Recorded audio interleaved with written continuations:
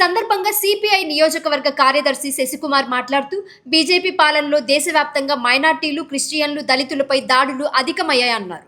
కూటమి ప్రభుత్వం అదే బాటలో నడుస్తూ ప్రజల ఆస్తులను అప్పనంగా కార్పొరేట్ సంస్థలకు అప్పచెప్పడం దారుణమన్నారు. దీన్ని తీవ్రంగా ఖండిస్తున్నట్లు తెలిపారు. ఇన్సాఫ్ రాష్ట్ర నాయకులు జమాలుల్లా షేక్ మాట్లాడుతూ అంజుమన్ ఇస్లామియా సంస్థ ఆధీనంలో ఉన్న 71.70 ఎకరాల భూములు వక్ఫ్ స్థలంలో ఉర్దూ యూనివర్సిటీ ఏర్పాటు చేయాలన్నారు. మైనార్టీల విద్యాభివృద్ధికి కృషి చేయాలని డిమాండ్ చేశారు. అలాగే రాష్ట్రంలో కూటమి ప్రభుత్వం అధికారంలోకి వచ్చిన తర్వాత మసీదుల ఇమాం, మౌజన్ల గౌరవ వేతన బకాయిలు 90 కోట్లు విడుదల చేయడం హర్షణీయమన్నారు. ఈ సమావేశంలో ఐఏవైఎస్ సీనియర్ నాయకులు Yadala Sunil, CPI, Insaf, AIYF, AISF నాయకులు శశికుమార్, షేక్ జమాలుల్లా, సునీల్, సయ్యద్ రిజ్వాన్ తదితరులు పాల్గొన్నారు. మన ఆంధ్రప్రదేశ్ రాష్ట్రంలోని గుంటూరులో అంజుమన్ ఆస్తులను కొన్ని ఏళ్ల తరబడి వాళ్ళ ఆధీనంలో ఉన్న మైనార్టీల ఆధీనంలో ఉన్నటువంటి అంజుమన్ సంస్థ ఆధీనంలో ఉన్నటువంటి ఆస్తుల్ని 71.7 ఎకరాల ఆస్తుల్ని ఐటీ హబ్కి ఇచ్చేస్తూ అది కూడా 99 పైసల ఎకరా లెక్కన ఇచ్చేయడం చాలా దారుణమైన సంఘటన. దీన్ని మేము ఇన్సాఫ్ సమితిగా, సిపిఐ పార్టీగా మేము తీవ్రంగా ఖండిస్తున్నాము. మైనార్టీల ఆస్తుల్ని మైనార్టీల అభివృద్ధికి ఉపయోగించాలని చెప్పేసి డిమాండ్ చేస్తున్నాము. ఆ 71.7 ఎకరాల్లో ప్రస్తుతానికైతే కౌలు రైతులు సాగు చేసుకుంటున్నారు. ప్రభుత్వం ఒకవేళ తీసుకునే పని అయితే ఆ 70 ఎకరాల్లో ఉర్దూ యూనివర్సిటీ ఏర్పాటు చేయాలని చెప్పేసి మేము డిమాండ్ చేస్తున్నాం. అదేవిధంగా ఈ రాష్ట్ర ప్రభుత్వం అధికారంలోకి రాకముందు రాష్ట్రంలో మైనార్టీలు ఎవరైతే 50 సంవత్సరాలు నిండుతారో వాళ్ళందరికీ పింఛన్లు ఇస్తామని చెప్పి ఆ రోజు చెప్పడం జరిగింది. ఆ హామీలో భాగంగా 50 ఏళ్ళు నిండిన మైనార్టీలందరికీ పింఛన్లు కూడా మంజూరు చేయాలని చెప్పేసి కూడా మేము డిమాండ్ చేస్తున్నాం. అదేవిధంగా గత ప్రభుత్వం నుండి దుల్హన్ పథకం అటకెక్కింది. ఆ దుల్హన్ పథకానికి ఇప్పటి వరకు ఎంతోమంది పేదలు పెళ్ళిళ్ళు చేసుకుని కొన్ని వేల మంది రాష్ట్రంలో ఎదురు చూస్తున్నారు.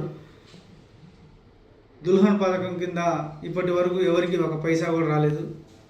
రాష్ట్ర ప్రభుత్వాన్ని విన్నవించడం ఏంటంటే ఈ దుల్హన్ పథకం నుండి లబ్ధిదారులకి రావాల్సిన డబ్బులు కూడా ఇవ్వాలని చెప్పేసి, మంజూరు చేయాలని చెప్పేసి డిమాండ్ చేస్తున్నాం.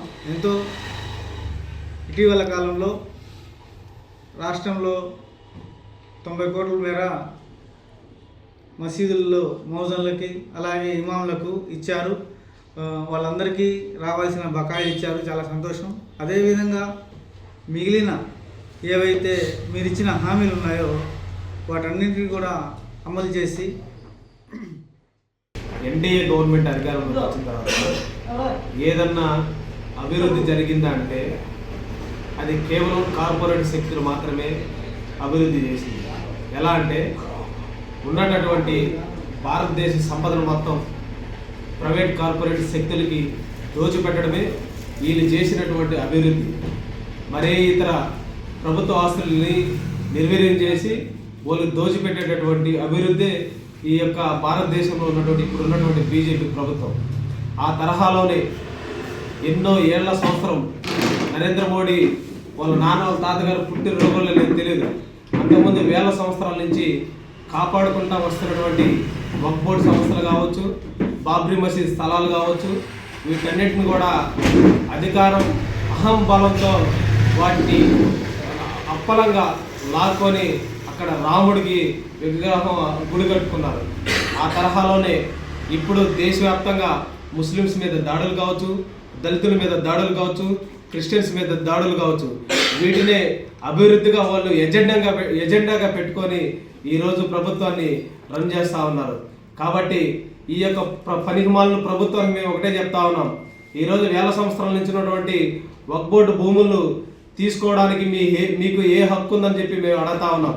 కాబట్టి ఆ తరహాలోనే మొన్న జరిగినటువంటి మహారాష్ట్రలో వక్ఫ్ బోర్డుకు సంబంధించినటువంటి ముస్లిమ్స్ ఆస్తులవి, ముస్లిమ్స్ ఆస్తుల్ని వేరే వ్యక్తులు పెట్టడానికి మీకు ఏ హక్కు ఉంది, ఏ అధికారంతో ఏ అహంకారంతో మీరు పెడుతున్నారని చెప్పి మేము అడుగుతున్నాం. కాబట్టి ఆ యొక్క ముస్లిమ్స్కి సంబంధించినటువంటి వక్ఫ్ బోర్డు ఆస్తులకు సంబంధించినటువంటి ముస్లిమ్స్ వ్యక్తిని ఆ యొక్క వక్ఫ్ బోర్డు ఆస్తులకి సీఈఓ చేయకుండా ఎవరో వేరే కులస్తుల్ని వేరే మతస్థుల్ని తీసుకొచ్చి ఒక యాదవ్ కులానికి సంబంధించినటువంటి వ్యక్తిని ఈరోజు బీజేపీ ప్రభుత్వం అక్కడ ఆ యొక్క వక్ఫ్ బోర్డు సంస్థకి సీఈఓగా చేసింది. ఇది చాలా దారుణమైనటువంటి పరిస్థితి. మీ ఆటలు ఎన్ని రోజులు సాగితే మేము కూడా చూస్తా ఉన్నాం. ఆ తరహాలోనే ఈ రాష్ట్రానికి సంబంధించినటువంటి చంద్రబాబు నాయుడు గారు ఈరోజు ఎన్డీఏ గవర్నమెంట్లో ఉన్నారు. ఆయన ఏం చేస్తున్నారంటే ఈయన ఏది చెప్తే అది ఆయన ఆడుతూ ఉన్నాడు. ఆయన నరేంద్ర మోడీ ఏది చెప్తే ఈయన అదే ఆట. ఆ ఆటలోనే ఈ యొక్క ప్రభుత్వం రన్ చేస్తున్నారు. కానీ ఈయన సపరేట్గా ఏం చేసింది ఏం లేదు. ఎందుకంటే గుంటూరులో ఉన్నటువంటి 71 ఎకరాలని ముస్లిమ్స్ ఆస్తుల్ని ఈరోజు కార్పొరేట్ శక్తులకి దారాదత్తం చేస్తూ ఉన్నారు.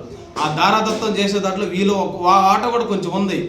కాబట్టి ముస్లింకి సంబంధించిన ఆస్తులు ముస్లిమ్స్కే ఉంచండి. మీరు తీసుకోవడానికి మీరు ఏ హక్కుతో తీసుకుంటున్నారని చెప్పి మేము ప్రశ్నిస్తా ఉన్నాం భారత కమ్యూనిస్ట్ పార్టీ తరఫున. మైనారిటీ వర్గాల సంక్షేమం కోసం మేము పాటుపడతామని చెప్పి అధికారంలో రాకముందు అనేక రకాల వాగ్దానం వచ్చి అధికారంలోకి వచ్చింది. అధికారంలోకి వచ్చిన తర్వాత కేంద్రంలో ఏదైతే బీజేపీ నరేంద్ర మోడీ అవలంబిస్తున్నాడో ప్రజా వ్యతిరేక విధానం అయితే దళితుల మీద, ముస్లిమ్స్ మీద, మైనారిటీ మీద దాడు కొనసాగిస్తున్న క్రమంలో ఈరోజు గుంటూరు పట్టణం కూడా ఈ కూటమి ప్రభుత్వం అంజమాన్ ఆస్తుల్ని ఈరోజు 72 ఎకరాలు దాదాపు ఉన్నటువంటి ఎకరాలకి కొన్ని కోట్ల రూపాయలు పలిగేటువంటి ఆస్తుల్ని ఈరోజు బడా కార్పొరేట్ సంస్థలకి 99 పైసలు లెక్కన నారా లోకేష్ కానీ వీళ్ళంతా కూడా దాన్ని అప్పనంగా వాళ్ళకి కార్పొరేట్ శక్తులు కట్టడి పెట్టడం అనేది కూడా చాలా దారుణమైన విషయం. ఈరోజు అంజమాన్ ఆస్తుల విలువ వాళ్ళ లక్షల కోట్లు ఉంది కాబట్టి ఈరోజు వాళ్ళు ఏ రకంగా దెబ్బతీయాలని చెప్పి ముస్లిమ్స్ని వాళ్ళ ఆదాయ వనరులు ఉన్నాయి కాబట్టి వాళ్ళ ఆదాయ వనరులు దెబ్బతీస్తే ముస్లిం పురోగతి ఉండదు కాబట్టి వాళ్ళు అనేక రకాలుగా ఇబ్బందులు పడతారు కాబట్టి వాళ్ళ ఆదాయ వనరులను మనం కట్ చేసే విధంగా ఈరోజు నరేంద్ర మోడీ ప్రభుత్వం ఎట్లయితే ఉందో దానికి అనుకూలంగా ఈరోజు కూటమి ప్రభుత్వం కూడా ఈ ఏపీలో కూడా వ్యవహరిస్తుందని చెప్పి కూడా మేము తెలియజేస్తున్నాం. ఎక్కడైనా కానీ ఈ రాష్ట్రంలో కానీ ఈ దేశంలో కానీ ముస్లిమ్స్ మీద, క్రిస్టియన్స్ మీద, దళితుల మీద దాడులు చేస్తున్నారు.